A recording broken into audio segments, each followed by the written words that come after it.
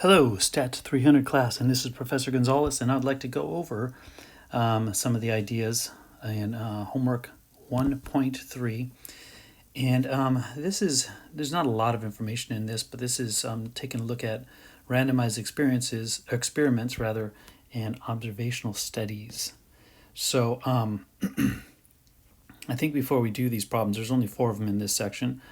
Let's go ahead and take a look at some notes that I've got for you.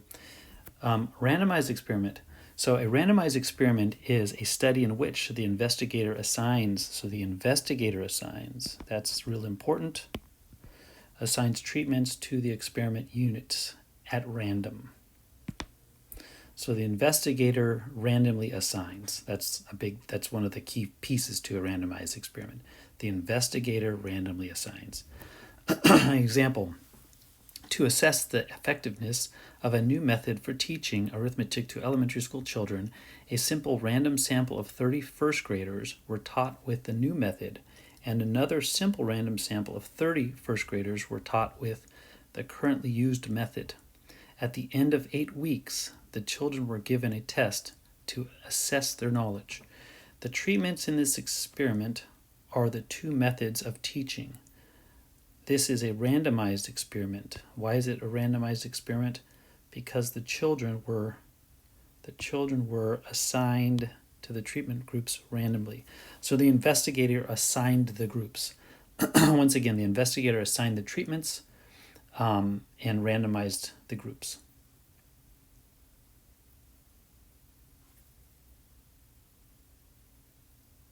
Okay, so now let's take a look at observational study. An observational study is one in which the assignment to treatment groups is not made by the investigator. The assignment to the groups is not made by the investigator. So this is observational study. A study is performed to determine how smoking affects people's health. A group of smokers and group of non-smokers are observed for several years. Scientists observe differences in health outcomes between the groups of smokers and non-smokers.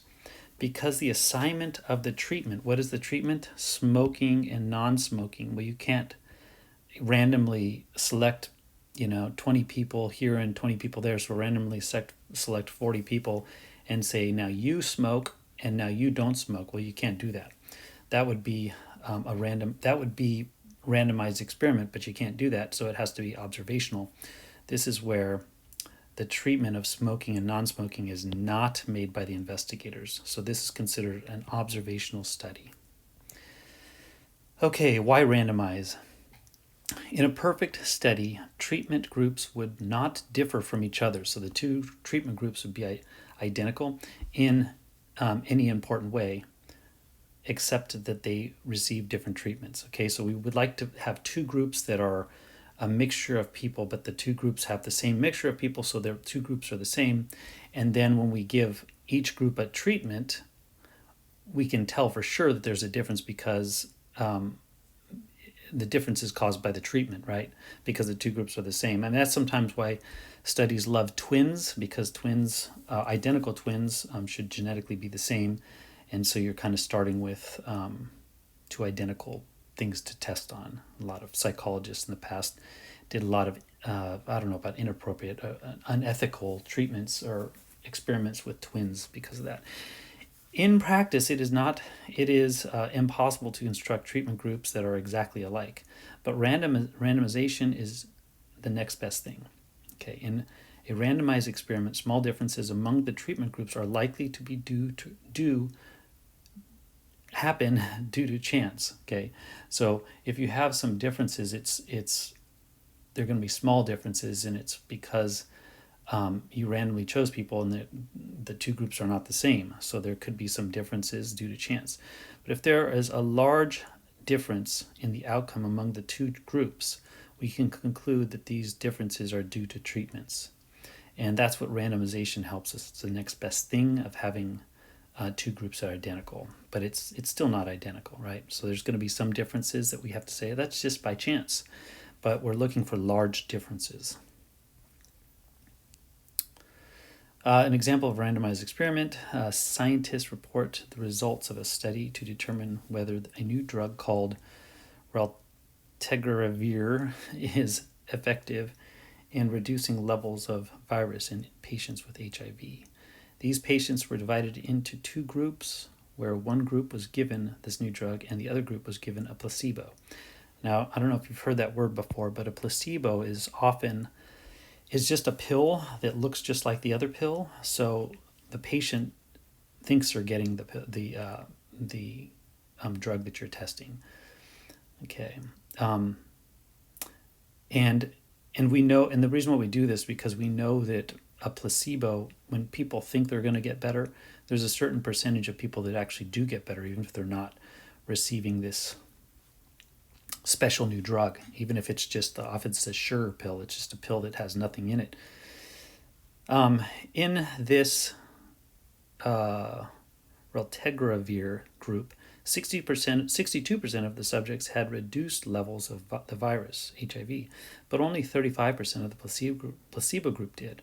Because this study was randomized or randomized experiment, it is reasonable to conclude that the difference was actually due to this new drug, raltegravir. I don't know if you've ever heard the word double-blind experiment. Double-blind experiment is considered, I guess, the gold standard or one of the best ways of doing an experiment. A double-blind experiment is an experiment if neither the investigator nor the subject know who has been assigned the treatment. So it's typical for the person, the subjects in the study, not to know if they're getting the placebo or they're getting the actual drug, the new drug that they're testing. But a double blind is done in a way where even the investigators don't know, because when you're running an experiment, you might really want this new drug to work, and so you might have a bias of trying to be overly positive on the results one way or the other. But if the investigator doesn't know and the experiment groups don't know, this is called a double blind. So both sides are blind to this. When investigators or subjects know which treatment is being given, they may tend to report the results differently. And that's what I'm talking about, having a bias. Therefore, experiments should be double blind whenever possible. Observational studies are less reliable. Imagine an observational study that is intended to determine whether smoking increases the risk of heart attack. A group of smokers and non-smokers are observed for several years. During that time, a higher percentage of smoking groups experience a heart attack. So a higher percentage of the smokers in the smoking group experience a heart attack. One problem with this type of study is, and once again, remember, this is an observational study. So this is a study where the experiment or the investigator did not randomly randomize the experiment. They didn't randomly select and then assign the groups the treatment. There was just an observational situation. So in this situation, remember, the investigator didn't select the groups. The groups were self-selected. One problem with this study is that the smoking group will differ from the non-smoking group in many ways other than just smoking. For example, one way is that smoking is more prevalent among men. So the smoking group will contain a higher percentage of men than the non-smoking group. And the problem with this is men generally are at higher risk of heart attack than women. Therefore, the higher rate of heart attacks in the smoking group may be due to the fact that they are men, and not just because they're smoking, or maybe both. But it just makes things more convoluted, more blurry, harder to really, really identify what is causing this trigger, what's happening in the study. Okay, well, that's it for the little review about randomized experiments and observational studies. Let's go ahead and go up and take care of these 4 questions from your homework. Notice most people have gotten these done already, but I'm just kind of going back to touch base with some of the people that might have some questions. Why something was selected. In fact, this first one I think could be one of those things that could be a little bit confusing. It says a science, so we're trying to figure out, is this randomized experiment or observational study? A scientist wants to determine whether people who live in places with higher levels of air pollution get more colds than people in areas with little air pollution. During the winter months, she tracks the sale of cold medication in randomly selected neighborhoods with high or low levels of pollution. So this gets tricky because you see the word randomly and you think, it sounds like a randomized experiment. But think about the groups. The groups are people that live in certain areas, neighborhoods. And often we track these neighborhoods by area codes. So one of the area codes I know and I didn't really watch this show, that dumb show in the 90s or late 80s, early 90s, 90210, which is the Beverly Hills area code. Just think about if you are doing a study and you're selecting people, even if you're randomly selecting people out of Beverly Hills versus randomly selecting somebody out of a much, almost any neighborhood's poorer than Beverly Hills. So, these two groups are not, even though you're randomly selecting them within that group, these two groups are very different and it's not randomized. Who selected the ability to be in this group? Well, the people did, right? Because they had the ability to buy these expensive houses in Beverly Hills. So it wasn't the investigator that selected the groups. They were already selected. So this has to be an observational study, even though you see the word randomly. That's the confusing one on that one.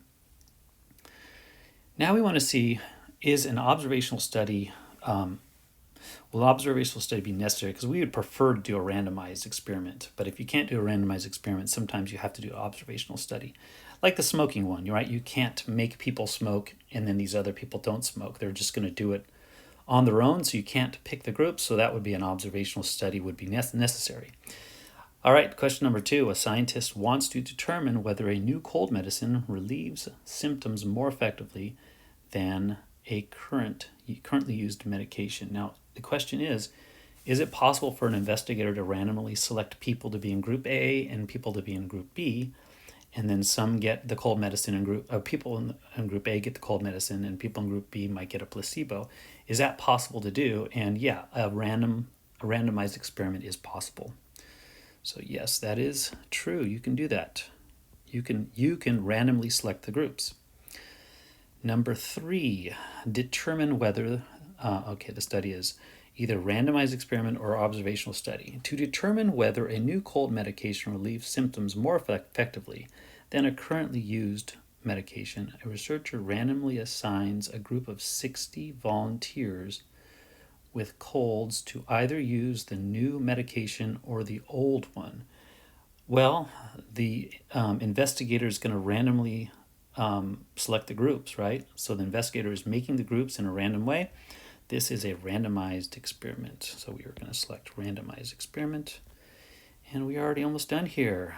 Number 4 out of 4.